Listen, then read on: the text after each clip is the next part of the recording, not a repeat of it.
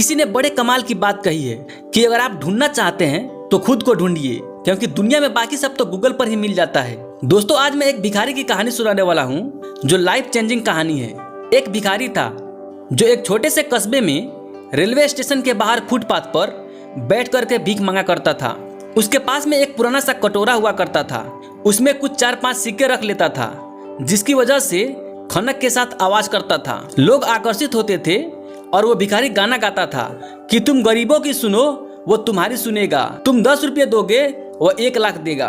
और इक्के दुक्के लोग जिनका ध्यान आकर्षित हो जाता और जिनको दया आ जाती तो सिक्के डाल के निकल जाते थे।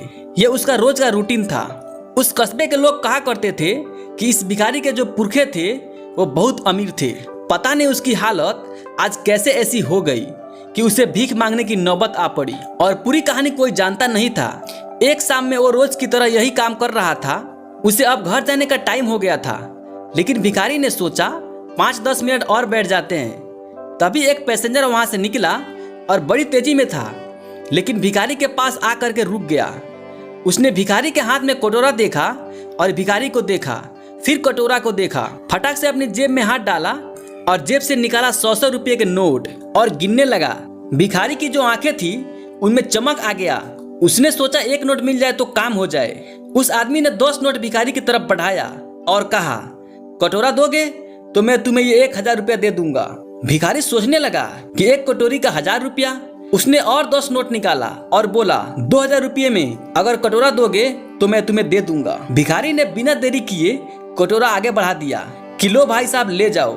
उस आदमी ने फटाक से उस कटोरी को लिए अपने बैग में डाला और निकल गया। और भिखारी भी फटाफट से अपना झोला बैग समेट करके वहां से भागा दूसरी दिशा में कि कहीं उस आदमी का मन ना बदल जाए।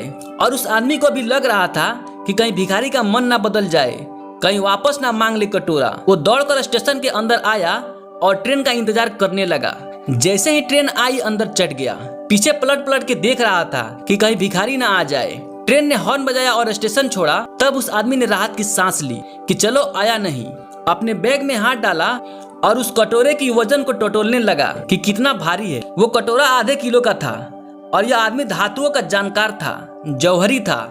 ये एक नजर में उस गंदे कटोरा को जो धूल में सना हुआ था पहचान गया कि ये सोने का कटोरा है। ये बड़ा खुश हो रहा था कि लाखों का कटोरा मुझे 2000 में मिल गया। और भिखारी भी खुश हो रहा था कि एक कटोरे का 2000 रुपये दे करके कोई मूर्ख चला गया।